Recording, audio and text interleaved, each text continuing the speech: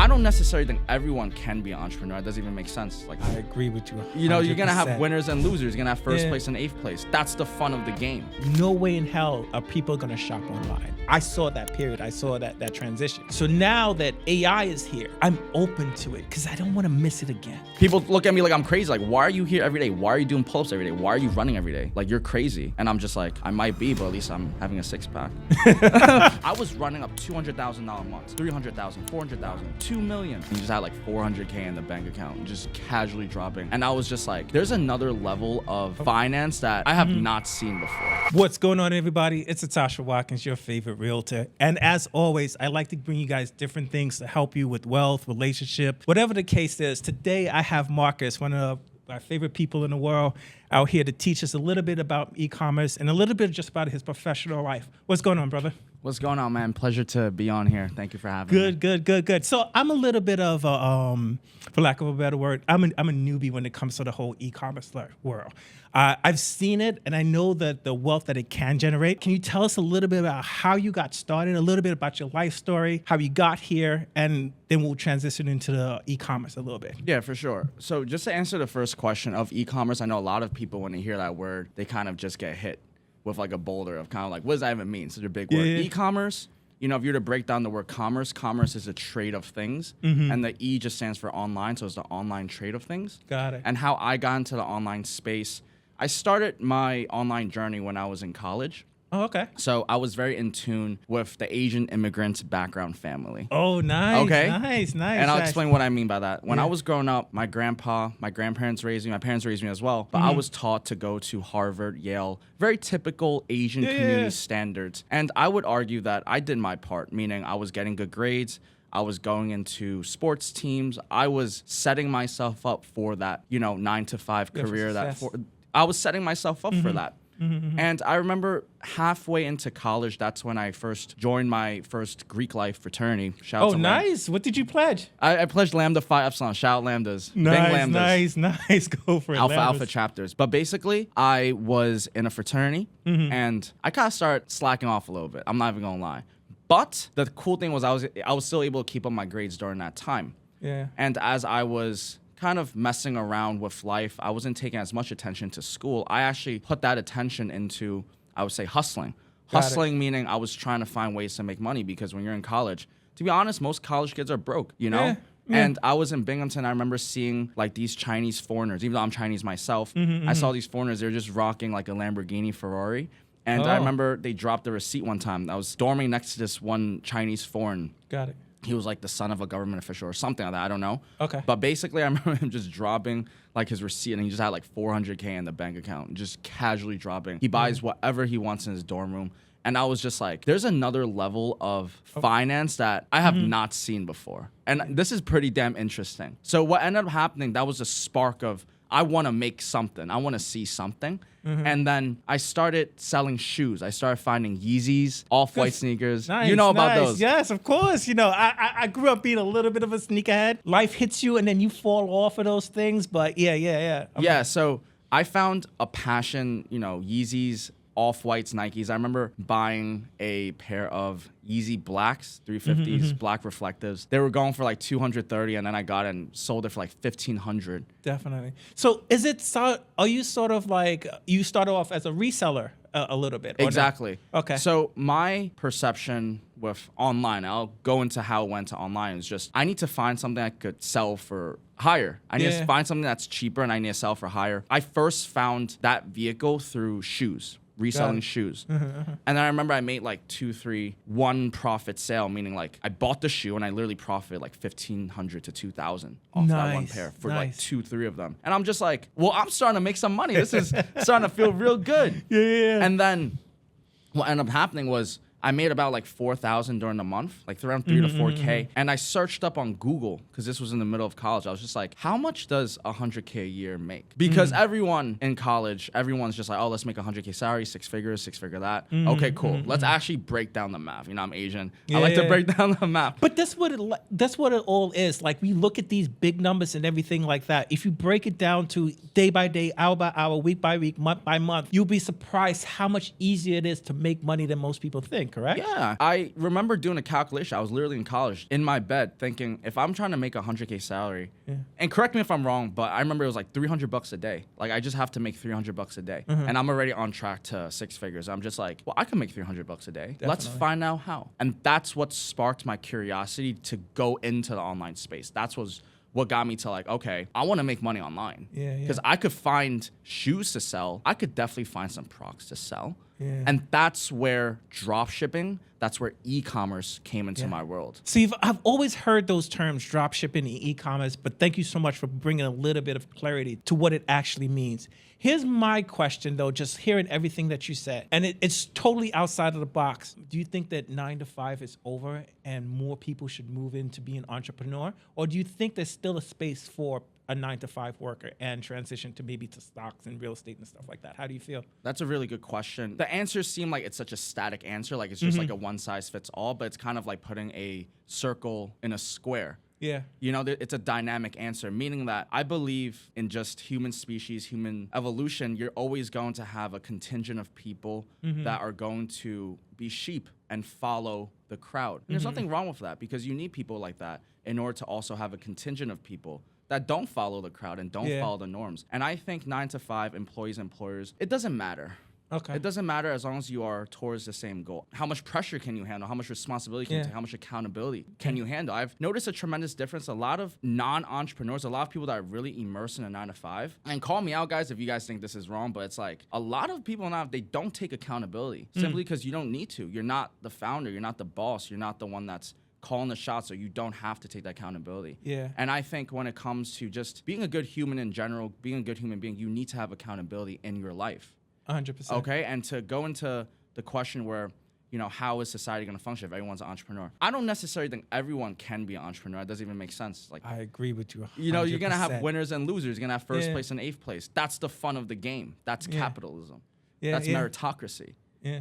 Okay? But I will also say this. Never has there been a time in human evolution where there has been a species that has intelligence to match the human intelligence, if not even greater.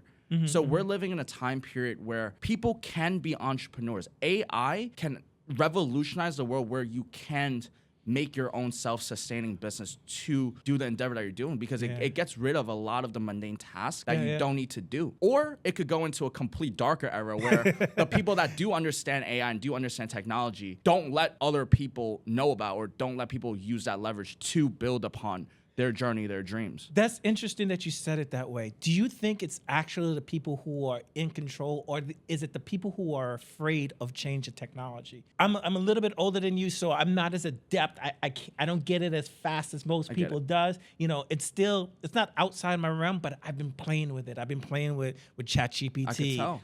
All the different things, and I'm always open to learning. Is it that most people are just not willing to be uncomfortable enough to learn? Or do you feel that it's a species thing? Yeah, it's a great question. So when it comes to adapting to new technology, you're always going to have friction. Yeah. Whenever you try something new, you're always going to feel uncomfortable. The same people that are shying away from AI, the same people that are afraid of this technology, are probably the same people that were laughing at their mom and dad for not using a credit card 20 years ago. It's technology. Yeah. And you can't let that slip through the cracks, meaning every single technology that revolutionizes the human species, you have a little period where there isn't monumental government's control. And here's what I mean by that. When the printing press first started and newspaper was readily available for everybody, and the process of information is spread out widely, there was a period where, you know, you say anything and it's a free-for-all, and it's great until a few years down the line, regulations start coming in, and you're gonna start seeing regulations. The same thing happened with the television. The same thing happened with the radio. The same thing has happened with the internet. I grew up in a very interesting time. I grew up in the period between, I don't even know which generation I'm in. I want to say... Are you after 78? No, I'm 97. So... Oh, yeah. I'm in the tail end of millennial, but the frontier of Gen Z. So I saw the period of life before technology came, and I also see a period of life where technology fully was integrated. I was in that middle point, and I truly see that. There's a huge difference in that, and I'm saying this because, you know, when the internet first came out, you know, putting your business on Facebook sounded crazy. See, the thing is, for me, I'm a Gen Xer, so I'm a lot older than you are. Okay. But the great thing about Gen X is that we've seen every single period. I've seen that period of dial-up, of AOL, and everything like that. Oh, and I AIM. saw AIM. that Shout to fear. AIM. Shout to AIM. I saw that fear of people when Amazon first came out and that missed opportunity. And I think this is why I'm so open I don't to think AI. it was missed opportunity. It's missed opportunity for a lot of people because we thought that no way in hell are people going to shop online. I saw that period. I saw that transition. So now that AI is here, I'm open to it because I don't want to miss it again. Let me tell you something. You're a man with many wisdoms because you learn from past experiences. 100%. You know, there's a saying that goes, the human species are a species of amnesia. We tend to forget. We tend to not look at history. We tend to not look at the mistakes that we did so that we don't know what's ahead. But Yeah. if you look at history, it's very obvious, okay? Any technological disruption that comes into the space, there's going to be a time period where there aren't many regulations. You're able to get 10x the results Yeah. than someone that's not using it. For example, the invention of cars. Do you think the people that were riding horses, the people that had the horse businesses, wanted cars? No. Nope. But because technology came, you have to adapt to it because cars were more efficient, they're faster, 100%. easier to use. Same concept with gunpowder and the samurais. You know, the samurais went extinct not because, you know, they could be as loyal as they want, they could be as crafted with swordsmanship as they can be. Yeah, but you're not going to stop that bullet. But you come with the gunpowder, you know, you get obliterated. Yeah. And that's what technology is. Technology, disruption technology, like AI, is going to 10x. You know, there's something known as Moore's Law. Moore's Law is basically the process of innovation. It's that every 2 years, the rate of technology increases by like 4x. Correct me if I'm wrong, but that's what Moore's Law is. The point is that artificial intelligence is increasing at monumental speeds. It's literally at the points where I would even argue that AI is smarter than the average human being. I like to preface that by saying don't be afraid because the people who are going to move forward is the people who embrace and able to use it and bend it to their will. I think a lot of people are afraid of this apocalyptic Terminator or however movies that they see. And I'm with you. I think you need to embrace it. So my question to you is like, are you afraid of a sword then? Or a knife? I think people were. And the only reason I said that is because I've seen the internet, I've seen crypto, I'm seeing AI now, and the more and more disruptive innovations are coming through every single year. Like I feel like it's on top of each other right now. Like it used to be spread out as I'm going up because we had the internet and everything like that, but it's just moving so fast. And I think a lot of people are scared of it. A lot of people don't want to embrace what the future is. And the people who are going to make money and the people who are going to succeed is the people who learn to use it the best.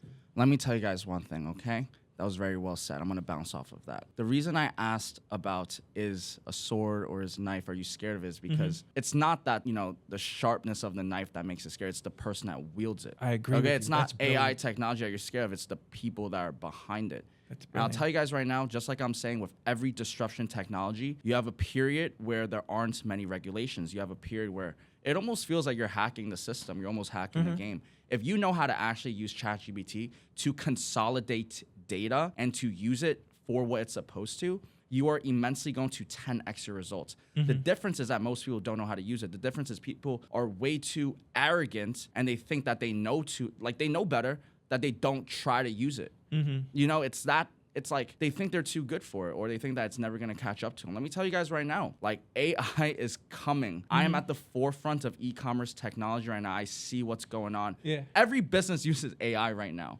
Yeah. And you kind of have to adapt and learn that power. And the people that are able to capitalize during this disruption period, this 20-year period before regulations come, those are the ones that are going to win. And it's a scary thought, but I don't know where it's going to go because AI might just seal the opportunities for many, many generations to come. If No, I totally the agree. powers that be so do that. I think, and I think it's the people who are at the forefront. They're the ones who are going to profit, and then or benefit from it. I shouldn't need you to say just profit. They're the ones who are going to benefit from it, and everybody's just going to creep along right behind it. So here's one thing that I learned about business that I wish I knew earlier. I wish I knew financial literacy a lot earlier. I got into crazy debt from dropshipping, low ticket, because I didn't understand financial literacy. Let me Yeah. tell you guys a great lesson about financial literacy. What you need to do in business is you need to be able to spot trends early, and then you need to be able to take profit and dip. A Yeah. lot of people are trying to be, you know, a bandwagon. You're gonna see something, you're gonna go, and then by that time, like people already took it. Yeah. It's like crypto. It's like if your 7-Eleven worker and your Uber car driver is telling you about Bitcoin and Ethereum, that's probably a time where you don't buy in. You feel me? Yeah. When it's bloody and when everyone's like, I don't know if crypto's about to be it, or it's the same cycles every time, guys. There's always gonna be those scares. And when everyone is scared, that's when I go. Yeah. That's where I go. I usually go where most people don't go. I think it, That's what I it was it Warren Buffett that says when everyone is fearful, that's when you go in. Yes. But when everyone is accepted, I'm probably saying it wrong. That's when it's time for you to move on. Yes. Yeah. No, When I totally agree. When I hear my Uber driver telling me to invest into Ripple, Ethereum, Solana, Bitcoin, I'm just like, let me cash out real quick. So like I felt that during the pandemic. And I'm going to tell a story, and don't ever be afraid to invest in things. So I invested into the NFT. I made quite a bit of money. But one of my big mistake, and you just taught me something, well, something that I learned was know when to come out. I think that's a great lessons for everyone. You have to know when to take profit. Yeah, I didn't know when to take profit. I didn't even know how to measure profit, net profit specifically. Tell us a little bit about that. What does that mean? That means that when you're running a e-commerce store, when you're running a drop shipping store, typically many people come in trying to sell products from China. They're using AliExpress to drop ship. Okay. Now, when you use that model and you do get sales, the process of fulfillment is what most people don't talk about. Okay. How do you handle your customers when you're shipping the product from China with no label, no tracking number? It's absolutely terrible experience. You can't build a business off of that. That was a hard lesson that I had to learn personally. I was running up $200,000 months, $300,000, $400,000, $2 million, and I was having such an immense amount of order volume. I wasn't able to handle the customer service. I was able to handle the emails, the live chats, all of that at once. To a 21, 22-year-old kid that just saw his first 100K in his bank account was absolutely life-changing. I couldn't handle it. I think part of acquiring massive wealth is being able to understand what money is and then be able to harness it. Guys, money is just a technology. Money is just a form of currency to transfer value. Yeah, 100%. At the core end of the day, money is just a means to transact something. Back then, let's say I was a farmer, I would have, pigs and cows, and you had maybe horses, and then I need a horse, and we would trade things. Yep. Now you put money in as a middle ground to trade things. So money inherently is supposed to be a representation of value. Yes. The problem is that the Federal Reserve, since around 1963, after Nixon, they abolished the gold standard Yep, I remember that. for the currency. And what that basically means is that the US dollar isn't backed by anything. The US dollar was backed by something, which Well, it was is gold. backed by one thing. I By like the to good say. faith of the U.S. government. If you go to Chase Bank or you go to any of the banks, it'll say you're backed by the due faith of the United States of up to $250,000, Yeah. which basically means if you have millions of dollars in a bank account and then something happens, you are insured up to $250,000. Yeah. I also like to say it's backed by the Americans military. Yeah. Yeah. How did you overcome that? Because one thing that you said, and I think it goes into that realm of being able to expand and know how to expand and putting more money back into your business. How did you figure that out? How did you get to that realm where your businesses start to be profitable and you be able to manage that expansion and that growth? Well, I had to learn because I had credit card declines and I couldn't afford payroll. So hopefully you guys don't have to get to that. Yeah. All you guys really have to understand when it comes to financial literacy or even business in general is the concept of first principles. Okay. Have you ever heard of first principles? Tell me about it. First principle is the idea of sub-factoring or depicting things into its first point of contact. Meaning, for example, mathematics. Okay. 25 plus 25 is 50. Yes. 50 plus 50 is 100, based off of the first principle that 1 plus 1 equals 2. What if I told you 1 plus 1 equals 3? Okay. That changes your whole perception of everything. It's not the norm. That's the same concept when I tell people what money is. That's the same concept when I question things. Because some people, their brains are not ready to be rewired. Their brains can't handle the fact that what if everything that I was told was a lie? Yeah. What if it was? I don't know what to do. I don't even want to think about it. And that's where I see the biggest problem amongst a lot of societies. Is not that people don't even recognize the problem. People recognize that there's a problem that's going on. They just don't do anything about it because they don't know what to do. There's not enough people that are well-spoken, that believe the truth and stand for what's right. There's not enough leaders like that. There needs to be more. That's what it is. So does that go back to the concept that most people are sheep? And then how do we get people to change in society? How do we get society to move forward in the right direction? Well, that's a very loaded question for me. I know. Well, there's a few things that come to my mind. Okay. Well, the first thing is, I don't want to sound Go for it. nihilistic, Go for it. but you can't have first place without eighth place. Expand on that. You can't have first place without eighth place. You can't have winners without losers. You're going to have Got it. leaders and followers. Uh-huh. That's just how things are. However, I also believe everyone has the freedom to choose. And I think that's the problem. I think people aren't given the freedom to actually excel in what they came onto this earth for. Many people don't think about that. Many people have this inner child when they were younger. You would express it through sports. When you're in high school, you would really feel and live. And then you enter college, you're taught for 4 years to party your way, to party your life away, to go into a 9-to-5 world, to brainwash you into thinking a certain way where you lose that inner child. Yeah. And I think the biggest difference between me and someone that is starting off entrepreneurship is simply like, I just have a huge fire to keep my inner child.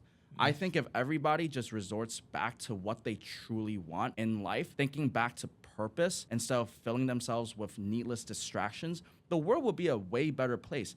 Did you know that Nikola Tesla, the person that Elon Musk founded his company from, the name, Yeah. Nikola Tesla, he was a great scientist. He once said that if you want to understand the laws of the universe, you should look at the laws of the universe through the lens of energy. Okay. Did you know, or let me ask you, what do you think the highest form of energy is? I don't know the answer that you're probably trying to lead me to, but I think the highest form of energy, from my perspective, is creativity. Creativity. Yeah. It's not a bad answer. I don't think there's a right or wrong answer. What I found that works for me, the highest form of energy, isn't positivity, love. It could be love. It's authenticity. I love that. I think you hit on something because people are attracted to authenticity. It's authenticity. And when I heard that, I forgot when I heard that, but that made me just realize that just be you, bro. Yeah. Just be authentic. Live your truth, speak your truth. And I think that's why people follow me the way they do. People follow Top G Mikey the way it's because what you guys see on camera is probably what you go hear in person. I ain't trying to filter anything, bro. Yeah. Some people tell me, oh, Marcus, you should curse less. You just speak like this. But I say, fuck that. I will speak the way I'm trying to speak. I will communicate what's in my head to you thoughtfully, respectfully, and in a way that I believe is my truest self. Yeah. And that's really what it comes down to. Most people are not where they want to be because they're not living that truth. They're not curious enough. They just live off someone else's truth. If you have a belief in you that you strongly feel for, I want you to really think about, is that yours or did that come from someone else? Many people don't even realize that they're fighting so strong for something that they think they believe in. They don't even know why they believe in it. It's because you just see what other people are saying. You see what the internet is saying, the television, and you just say the same thing that other people are saying because you don't want to be the loose crab in the bucket. You ever heard the crab analogy? Of course, I know the crab in the bucket analogy. Crab in a bucket is the best way to explain society. And it was the best way for me to even explain my journey. There were so many different moments where I felt like giving up because I felt that I didn't have the right support around me. Yeah. And it's those moments where you truly are questioning things and you ask yourself, is it worth it, Marcus? How do I keep going? What should I do? And that's where you find that confidence. That's where you find that self-belief of like, I don't know what's about to happen, but I know I'm going to try one more day. Definitely. So I'm a big David Goggins fan. And I love David Goggins. I have his book. One thing that he said is that people are afraid to be uncomfortable. I think what you're aiming at as well is that sense of uncomfortability when you know that you don't know if you're going to make it, but you still have to push through. Yeah, it's a really interesting concept that I've pondered too. I also love David Goggins, and I've pushed myself to new realms of uncomfortability. Yeah. First off, I like to cold shower every single morning. Cold plunge? Cold shower. Cold for me. I shower. don't have a cold plunge. Yeah. I love it now. It's the best thing for me to start in the morning. And I want to look at it from this way. Usually, life is so contradicting, okay? life is a dichotomy, meaning when you strive for pleasure, pain usually comes in the long run. If you go for pleasure in the short run, pain is going to find you in the long term. Yeah. If you want to go and eat cake and eat some goodies, cookies, eat your nice drunchies, munchies, get the nice feel good moment. Yeah, like it might feel good right now. And then you're going to get it. You're going to have to work twice as hard at the gym. You're going to feel that belly fat. You're going to feel that little disgrace that you feeling. Yeah. Or you could suck it up. You could diet. And when you are in the shape that you want to be, yeah, then go treat yourself. I believe in discipline. Yeah. I believe in having rules and regulations. I think people should have more of that. I think people should have more standards for themselves. Yeah. When was the last time you actually went to the gym? Like, not you, but like people. Like, when did you actually go to the gym? Most people are so unhealthy. People wondering, like, oh, how do I get into a healthier lifestyle? How do I be more healthy, more energy, this and that? And then they pop pills because they're stressed, they're drinking. Dude, just exercise. Go to the gym. Get uncomfortable. Usually on the other side of uncomfortability is going to be that pleasure you're looking for. Yep. Because for me, I'll tell you, and I'd love to know your thoughts on it. For me, I feel the best after I gave it my all. 100%. 100%. I feel the best when I just had the longest 12, 14-hour day. I literally just went boom, boom, boom, boom, boom. I just got mad stuff done, and I am tired. And that 1 hour of like TV, whatever I want to do to like de-stress, it feels the best. It's that sense of gratification after. It's that sense. 100%. Delayed gratification, which is what most people can't do because they're so caught up with technology, with social media. And I'm telling you guys, like, I'm the ones that's running the ads. I understand the technologies at B. Yeah. This is what they were programmed to do. So wake up. So wake people up. talk about like addiction and in terms of like substance and everything like that. I think social media is probably the most addictive thing next to sugar. I think addiction happens with all realms of life. I think everyone's going to have addictions. I have my addictions. Of course. I'll be completely honest. I just choose my addictions. Like, for example, someone might choose to eat cake all the time and fill themselves with sweets. I go to the gym every day. Yeah. People look at me like I'm crazy. Like, why are you here every day? Why are you doing pull-ups every day? Why are you running every day? Like, you're crazy. And I'm just like, I might be, but at least I'm having a six-pack. But like, you know, so I think addictions are going to happen one way or the other. It's just about whether that addiction is going to fuel you towards the right direction. Yeah. You know, you need obsessiveness. I wouldn't be where I'm at if I wasn't addicted to my craft. Yeah. Kobe Bryant would have never been one of the greatest of all times if he wasn't obsessed and addicted to basketball. Yeah. You I've need heard the addiction. stories. Yeah. You need good addiction. Yeah, definitely. I listen to him every single morning. So for me, like Kobe? Yep. Really? So what I do I'm up by now. I'm trying to be up by 3, but I'm up by 5. And what I do is I'm trying to get back into shape and everything after the pandemic, and you know I fell into that trap of just being in the house. So I'm up at 5. But I listen to inspiration every morning. Roger is the one who got me into affirmation. I listen to David Goggins. I listen to Kobe Bryant. I listen to, surprisingly, Denzel Washington. And these are all people that get me through the day. That's how I get into that mindset. That being said, the hardest thing is for people to change their mindset. How did you develop it? Very simple answer. I know it sounds so simple, but okay, look. I also started listening to Kobe and David Goggins when I first started off my entrepreneurship. And I also was just filling their voices and motivational videos. I'd be searching up Kobe Bryant motivation, David Goggins motivation. So I totally resonate. I totally understand how you feel. Here's how to combat a world of negativities or people that might not be on the same mission as you, which is you need to control your environment. You have to dictate your environment. If you're trying to lose weight, you probably shouldn't have chips and ice cream in your refrigerator on the top of the refrigerator. You want to program your environment. It's your habitat that will dictate your actions, okay? So if you're surrounded by maybe people that might not support you, voices that might not give you the best positivity, just change your environment. Meaning, program your environment to have positive voices. Yeah. I couldn't find that type of energy when I was first starting out, like the energy to be creative, to be my entrepreneur. I have many people that thought I wasn't gonna make it. Yeah. And now it's completely different. People are giving me more support, but it's only after I believed in my vision. I think that's what it comes down to. It's that no one's gonna believe in your vision before you, bro. 100%. Like, you're gonna have to see it, you're gonna have to see it through, and then you're gonna have to see it through so well that you convince other people to see it. Yeah. You get what I mean? You have to be able to see it in your mind, see that environment, literally feel it. Okay, that's a good exercise I like to do. It's I will feel what it feels like to be wealthy, not rich, wealthy. I will feel what it feels to have good relationships. I will feel what what it feels to experience true love. And once you tap into that energy, once you get that feeling, you know what you're looking for. Okay. Once you know what you're looking for, then everything else becomes easy. You don't know you want to get a six-pack or lose weight until you really feel that you need to. Yeah. And once you do get that feeling of like, I really want to see myself in better shape, you use that pain or you use that energy and you change your environment. You move the ice cream, you put it into the garbage can, you throw the chips out, and you start. You make a contract, you make a plan of action, whatever you want to do. You write it down. This is what I want. I want to lose 40 pounds by 6 months from now. So that means I have to lose about, I'm sorry, I can't do the math right now. It's okay. 6 months, 40 pounds. I understand We're where you're losing going. about, that's 5 pounds a month. Okay, Yeah, give or 5 take. pounds a month, that's 1 pound a week. I need to shed 1 pound a week. I'm making a contract with myself that I'm going to shed 1 pound a week. Now, here's the thing. That's half the game. Half the game is talking to yourself about it, getting that plan of action. The second part is actually where most people fall off. Most people have New Year's resolution. Most people want to change. The difference comes down to execution.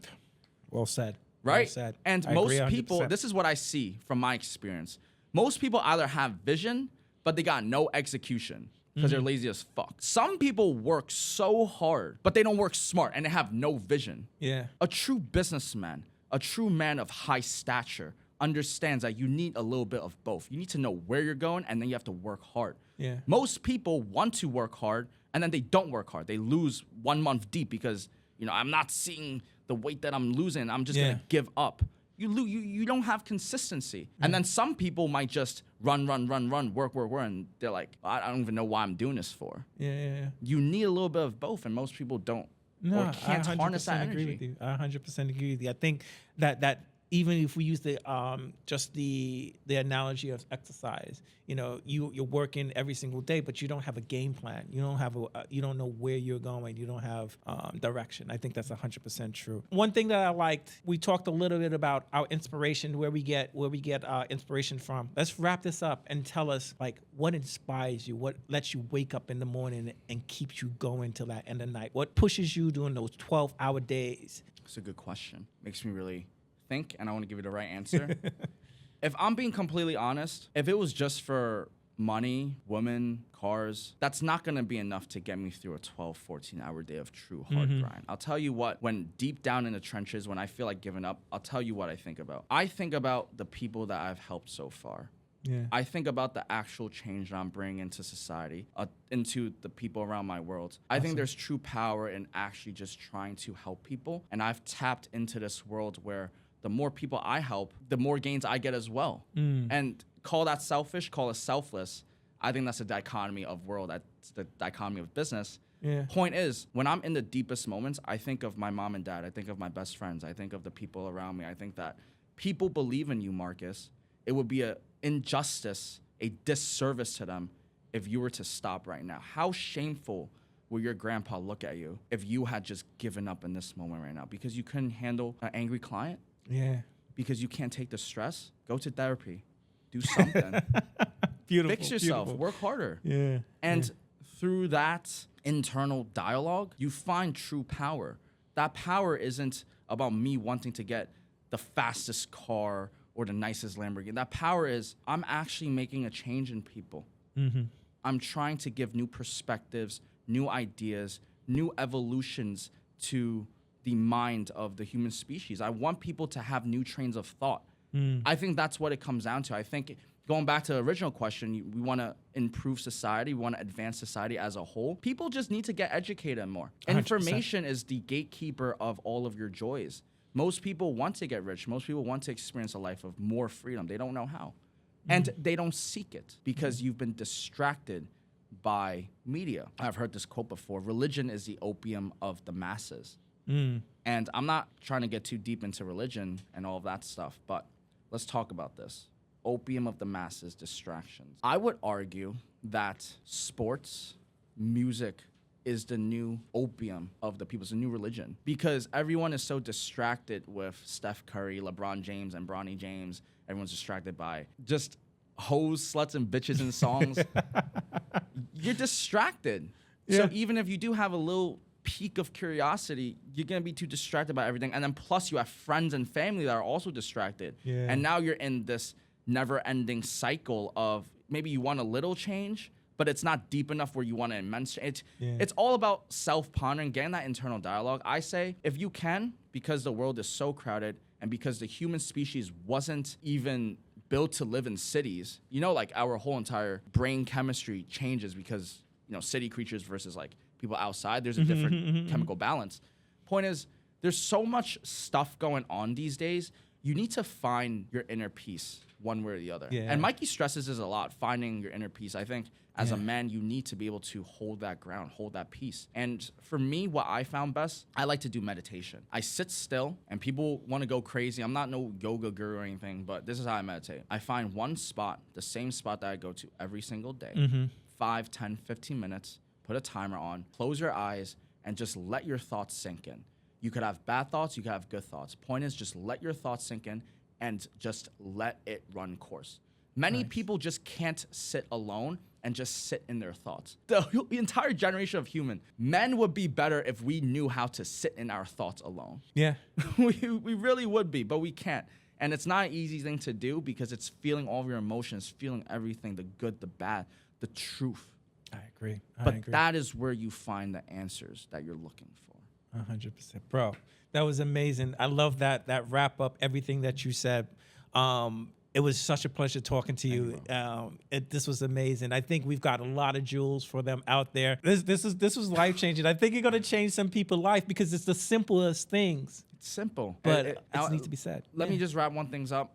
You know, whenever I watch podcasts, whenever I watch content, I always like to have actionable steps after. Let's so give I it want to to them. give Yeah, the let's audience give it to some them. actionable steps, okay? If you're not where you want to be, if you want to improve yourself financially and your health, your relationships, it all comes down to first principles. So remember that 1 + 1 = 2 = 3, which basically means first, let's fix your energy level. There's no way you're gonna go make $1 million or find the woman or husband of your dreams if you're not in the right energy. Like if you just coming up to your first day and you just bum that energy, you got some pimple on your eye, and you just don't know what you're doing. Like, no. Fix your energy. And how you're gonna do that is you need to go to the gym, exercise at least 3 times a day, and that's minimum. I laugh at people on my team if they're exercising 3 times a day. I go 7 days a week, and I go 7 days because I'm gonna have an off day where I actually can't make it. But the point is, you're competing against people that are literally working out 7 days a week. This is real world stuff, guys. So fix your energy levels, go to the gym, increase it.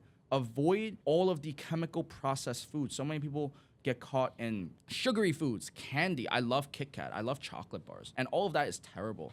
You know, so you have to be having standards and discipline for yourself. The moment you have discipline in your life is the moment you're going to find true satisfaction, true fulfillment. So I want you to fix your energy levels by going to the gym. Build a consistent routine. If you can't pick yourself up to go to the gym, find someone that can. Find a network that can. Find a community that can. Part of what brings me and Mikey to the gym every single day is because we love the people that we go, whether that's LA Fitness, shout out LA Fitness, whether that's Lifetime, shout out Lifetime Garden City. We love the people there. It's all about the people, you know? So find your community, find your tribe. And if you go to the gym early, you're going to find other people that are on that wavelength. You're going to find other people that are motivated and inspiring you to go. And it's just going to bring great friendly competition. So you're gonna fix your energy levels by going to the gym. Next, you have to change your environment. So I don't know what your goals are. If you wanna make money, you better learn profit and loss. You better learn financial analysis. You better understand net income, revenue minus expenses. You better understand that language, or else you're not gonna be able to talk that language. If you're trying to improve your relationships, you might want to follow Top G Mikey. And you might want to work on your communication skills, your social skills. Go out more. Enjoy life. Go to some parties. Actually, like, let loose and have fun. It depends on what your goal is. But the point is, put yourself in that habitat. Put yourself in that environment. You're going to change, and it's not going to feel comfortable. And you have to be able to tell yourself before that actually happens, like, I know I'm going to want to bitch out. Yeah. It's like when I go to the gym, it's like, I know I'm not trying to do, like, 50 pull-ups. So let me just do 40. And then once you get to 40, push it a little more because I knew this was coming. I knew that when I started my business, I might have some tough days. I saw this coming.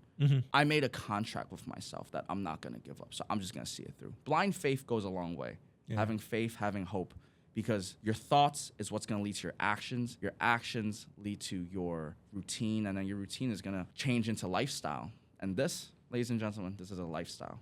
Nice. That was so amazing. You Give us back-to-back good endings, good Appreciate follow-up. you. Tell them where they can find you at, brother. You guys could find me at Marcus Lamb Official. That's my first and last name, Marcus Lamb Official.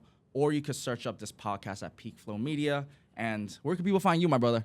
They can find me right here at Tasha Watkins, your favorite realtor. You can Google it. You know, I'm always available. Brother, it's been amazing. Thank you so much for dropping all this knowledge with us. I'm looking forward. We got to do this again. I'm looking Thank forward you so to talking much. to you again. Appreciate All it, right, brother.